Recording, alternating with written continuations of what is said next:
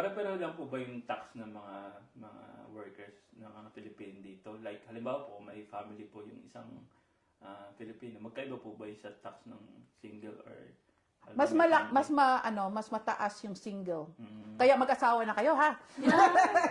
Kahit mag-asawa kayo tapos wala kayong anak, parehas pa rin ang Kumbaga malaki yung tax discount para po sa may mga anak. Yes, yeah, para yun sa mga anak. kahit po yung anak mo is nasa Pinas, basta may anak ka, ano po? Hindi, dapat nandito. So yun, may nagtanong din po pala, no? Dapat nandito. May nagtanong po pala, no, na kung may anak daw ba sila sa Pilipinas tapos declared na anak nila dito, eh magkakaroon daw ba sila ng discount?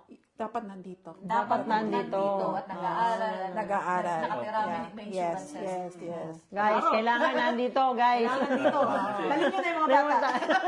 Po, tinanong kung may anak ako pero hindi naman po nila tanong kung nasaan. Hindi ko alam kung may discount o wala. Pero yun po yung official natin na kailangan nandito yung anak mo sa Dapat Czech Republic. nandito, yes. Para ma-discount ka. Oo. Eh, syempre, kung iisipin mo lang din, di ba, nandito sa Pinas, tapos sa election taxes, unfair naman dun sa Czech government, di ba? Ilang percentage po ba talaga? Pwede ko po sabihin, 21%, 20%, ilang percentage po ba ang tax dito? With, sa mga income tax? Income tax. So mga 20 to 30. 20-30% income tax. Yeah.